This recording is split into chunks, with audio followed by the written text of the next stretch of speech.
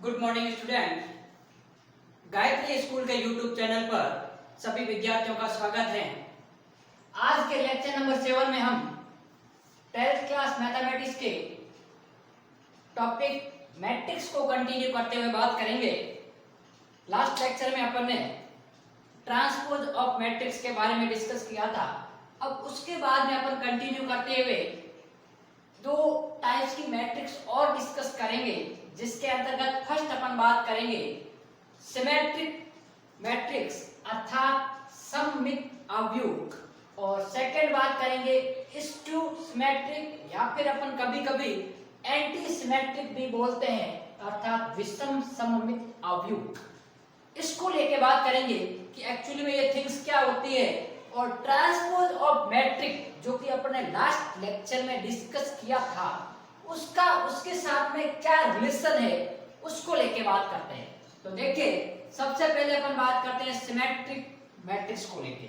तो पहली थिंग्स मैं आपको बता देता हूं कि इसके लिए एक आपके पास में नेसेसरी कंडीशन है कि मैट्रिक्स हमेशा स्क्वायर होनी चाहिए। यदि वो स्क्वायर नहीं है तो ये डेफिनेशन अपन अप्लाई नहीं कर सकते। तो नेसेसरी जो कंडीशन है वो है कि जो दो मैट्रिक्स होगी वो आपके पास में एक स्क्वायर मैट्रिक्स होनी चाहिए। अब देखते हैं अपन बात करें आगे। तो देखिए, मैंने कहा एक वर्ग आव्यूह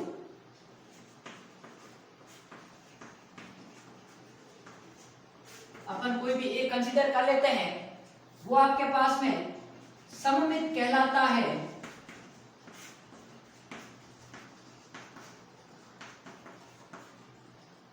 यदि और केवल यदि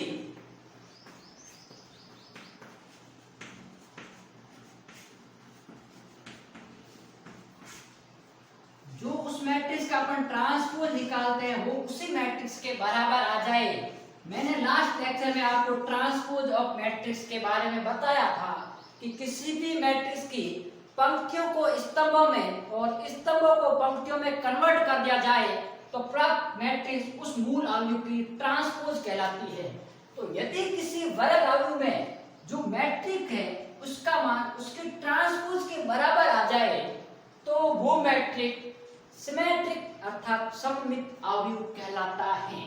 अब बात करें कि किस प्रकार आ जाए, इसका एग्जांपल लेके अपन यदि बात करें तो देखिए, एक एग्जांपल मैं कंसीडर कर लेता हूं। मान लीजिए एक कोई मैट्रिक्स है आपके पास में, जिसमें अपन ने कह लिया कि ये आपके पास में मैट्रिक्स है। अब मैं इसके ट्रांसपोज की बात करूं तो ट्रांसपोज इसका क्या है, ट्रांसपोज ऑफ ए कि पंक्ति को स्तंभ बना लें तो ये हो गया 2 - 3, सेकंड पंक्ति को सेकंड कॉलम तो ये 4, ये भी 2/2 की है, ये भी 2/2 की है। और देखिए यहाँ 2 है तो यहाँ भी 2 है, यहाँ -3 है यहाँ भी -3 है, यहाँ -3 यहाँ -3, 4 और 4। तो ये जो मैट्रिक्स है आपस में, ये आपके पास में कौन सी हो गई, सिमेट्रिक मैट्रिक्स हो गई। ये जो मैट्रिक है वो सममित आव्यूह है।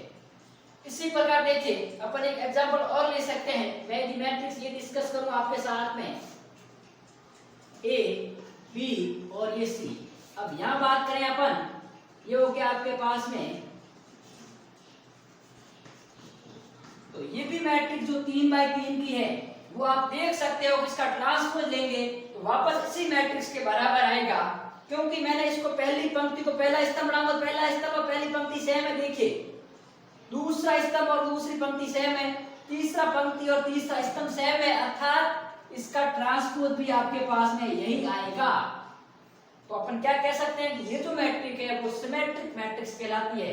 अब देखिए, सिमेट्रिक मैट्रिक है और मैंने कहा कि वो वर्ग आव्यूह होना चाहिए।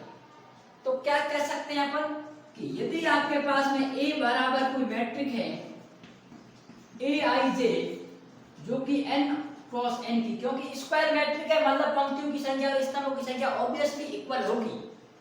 अब मैं इसका ट्रांसपोज लेता हूं तो इस मैट्रिक का ट्रांसपोज क्या आएगा आपके पास में, पंक्ति स्तंभ में और स्तंभ पंक्तियों में कन्वर्ट हो जाएंगे, अर्थात AJI जो कि मैं लास्ट लेक्चर में आपको डीपली बता चुका हूं। और इसका ऑर्डर आपके पास में, क्योंकि पंक्तियों की संख्या भी n और स्तंभों की संख्या n, तो परिवर्तित भी करेंगे तो कोई चेंजेस नहीं आएगा।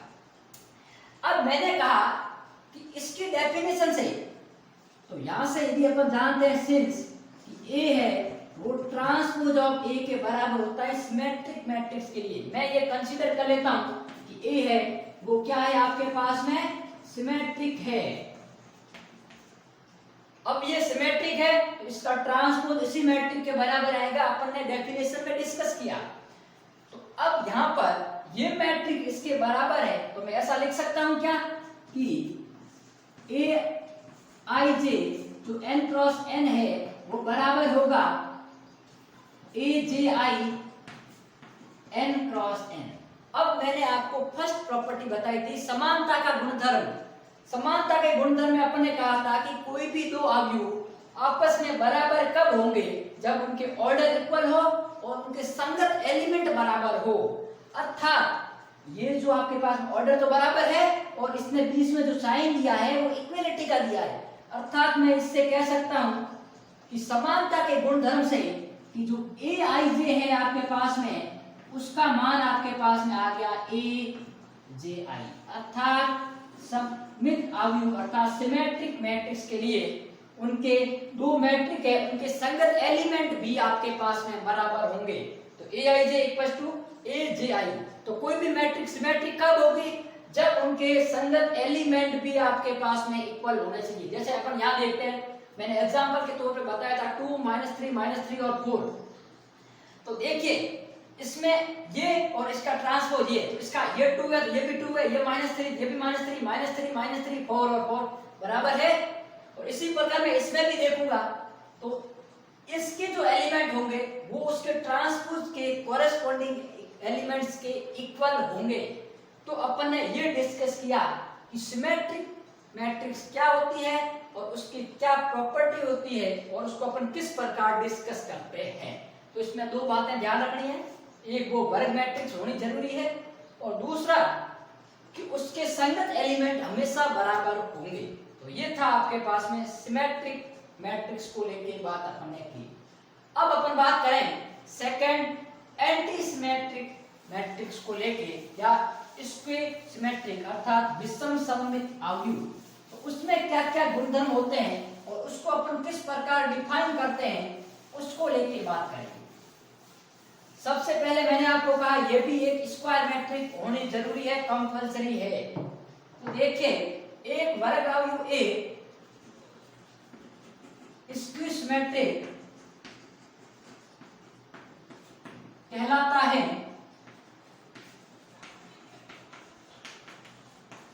यदि और केवल यदि, अब एक बात मैं आपको और बता देता हूं कि ट्रांसपोज ऑफ ए है वो उसी मैट्रिक्स के ऋणात्मक के बराबर होता है। अब यहां पर इस बात पे आपने कभी ध्यान दिया हो कि यदि और केवल यदि क्या है, तो इसको अपन ने कभी कभी आपके पास में इस प्रकार भी लिखते हैं और इसका सिंबल ये होता है implies and implies that। अर्थात मेरे कहने का मतलब ये है कि यदि इसमें ट्रांसपोज ऑफ ए का मान -a अपन ला सकते हैं और -a को अपन ट्रांसपोज ऑफ ए ला सकते हैं, ठीक है ना। इसका मतलब ये है कि इस साइड से भी अपन इसको प्रूव कर सकते हैं और इस साइड से भी अपन इसको प्रूव कर सकते हैं। जैसे देखिए आपके पास में मैं लिख लूं x² + 4, इधर भी आपके पास में x² + 4, तो अपन इस तरफ से भी देखें तो बराबर है और इस तरफ से भी देखें तो बराबर है। अर्थात ये दोनों तरफ से यदि अपन इसको प्रूव कर सकें लेफ्ट हैंड साइड और राइट हैंड साइड, तो वो आपके पास में कहलाता है इफ एंड ओनली इफ की कंडीशन। अर्थात अपन ये लेके इसको प्रूव कर सकते हैं और ये लेके इसको प्रूव कर सकते हैं। अब देखिए इसकी डेफिनेशन में अपन ने कहा कि किसी भी मैट्रिक्स का मैं जो कि स्क्वायर मैट्रिक है उसका ये ट्रांसपोज लेता हूं वो उसी मैट्रिक्स के ऋणात्मक के बराबर होता है, अर्थात -a के बराबर। अब देखिए बात करते हैं कि इसमें यदि -a के बराबर है तो क्या ये मैट्रिक किस प्रकार की होगी और उसके एग्जाम्पल क्या हो सकते हैं। तो सबसे पहले मैं एग्जाम्पल की बात करूं, मान लीजिए ये कोई एक मैट्रिक्स है जिसके अंतर्गत अपन ने ये कह दिया ये एक मैट्रिक्स है। अब मैं इसका ट्रांसपोज लूंगा तो क्या आएगा, देखिए पहली पंक्ति पहला स्तंभ 0 3 -3 और 0, और इसको मैं क्या लिख सकता हूं transpose of A equal to, यदि इसमें से माइनस कॉमन ले लूं तो 0 3 -3 और 0, और ये मैट्रिक्स किसके बराबर है? ए मैट्रिक्स के। तो अपन कह सकते हैं कि जो ट्रांसपोज ऑफ ए है वो -a के बराबर आ गया, अर्थात ये जो ए मैट्रिक्स है वो क्या है? विषम सममित अवयव है, क्योंकि मैंने प्रूफ कर दिया कि ट्रांसपोज ऑफ ए होगा वो उसके माइनस टाइम्स बराबर होगा। अब देखिए मैंने यहाँ एक बात ध्यान रखा, आप देखा होगा यहाँ पर भी 0 लिया और यहाँ पर भी 0, क्या ये विषम सममित अवयव के लिए कंपलसरी है? इसको लेके अपन डिस्कस करते हैं। तो मैं बता देता हूँ कि कोई भी जो एंटी सिमेट्रिक मैट्रिक होगी उसके लिए हमेशा मुख्य विकर्ण के अवयव अर्थात जो प्रिंसिपल डायगोनल है उसके एलिमेंट्स हमेशा 0 होने जरूरी है। यदि नहीं है तो वो किसी भी केस में आपके एंटी सिमेट्रिक या स्क्वायर सिमेट्रिक मैट्रिक्स नहीं हो सकती। अब देखिए बात करते हैं कि क्या ये 0 आते कैसे हैं।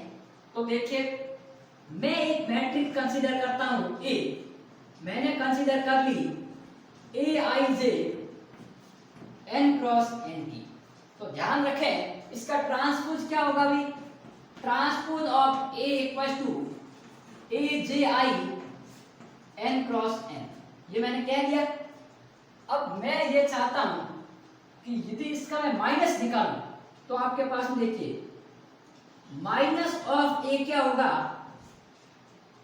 यहां देखिए आपके पास में अपन लिख सकते हैं माइनस टाइम्स ए आई जे एन क्रॉस एन। अब ये माइनस क्या है? ये कांस्टेंट की तरह व्यवहार करेगा। तो मैं कह सकता हूं कि किसी भी अदिश को अपन मैट्रिक्स के साथ में मल्टीप्लाई करेंगे तो प्रत्येक एलिमेंट के साथ मल्टीप्लाई होगा, अर्थात माइनस ए की जो वैल्यू होगी वो माइनस ए आई जे एन क्रॉस एन होगी। ठीक है, अब मैं डेफिनेशन लगाता हूं एंटी सिमेट्रिक की।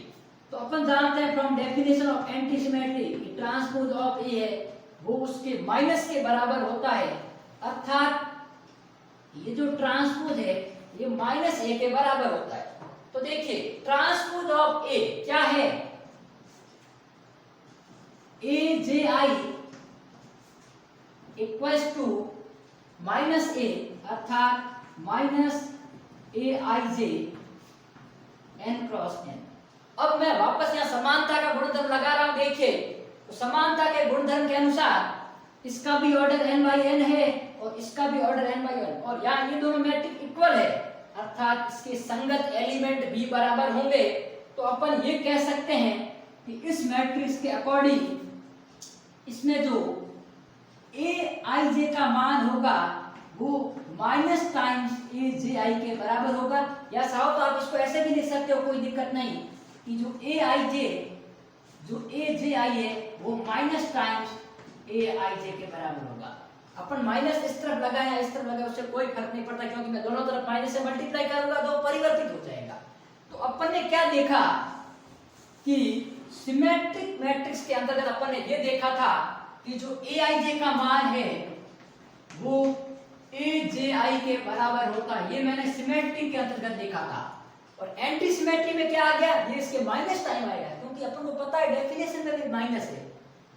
तो ये अपन ने प्रूव कर लिया कि कोई भी मैट्रिक एंटी सिमेट्रिक होगी तो उसके जो संगत एलिमेंट है वो उसके ऋणात्मक मान के बराबर होते हैं।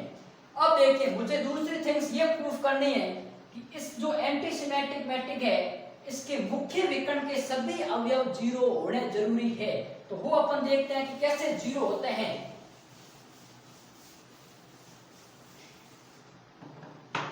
देखिए मैं इस प्रॉपर्टी का यूज करता हूं, इसको मैं समीकरण 1 दे देता हूं।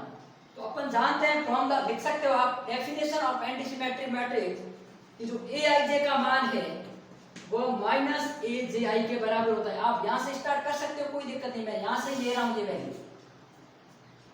अब मुझे ये बताओ, मैंने कहा है कि विकर्ण के सभी अवयव 0 होने चाहिए। तो विकर्ण कौन सा होता है?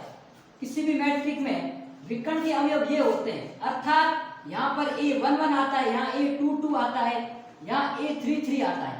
अर्थात अपन कह सकते हैं कि जो aii है या ajj है वो एलिमेंट कौन से होते हैं?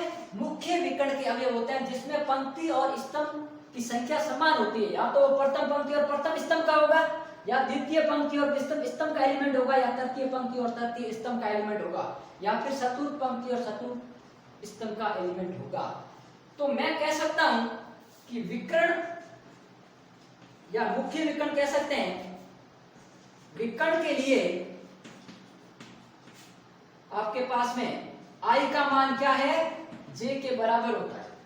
जो मैं आपको मुख्य विकर्ण की डेफिनेशन आपको फर्स्ट लेक्चर और सेकंड लेक्चर में बहुत ही डीपली बता चुका हूं। तो देखिए यहां पर मैं I की जगह J पुट करता हूं, तो AII इक्वल टू देखिए माइनस का AII। अब मैं इसको इधर लेके आता हूं, तो देखिए AII plus AII equal to 0, और इसको यदि आगे सॉल्व करें तो देखिए दोनों इक्वल है, अर्थात 2AII equal to 0 implies that जो AII है उसकी वैल्यू 0 आ गई। और AII किसको रिप्रेजेंट कर रहा है, मुख्य विकर्ण के अवयव को रिप्रेजेंट कर रहा है। अर्थात जो विषम सममित अवयव होता है उसमें मुख्य विकर्ण के सभी अवयव 0 होते हैं। तो अपन यहां लिख सकते हैं नॉट डाल के, या अपन ऊपर लिखें ताकि आपको आसानी रहेगी। यहां मैं नॉट डाल के आपको लिख देता हूं,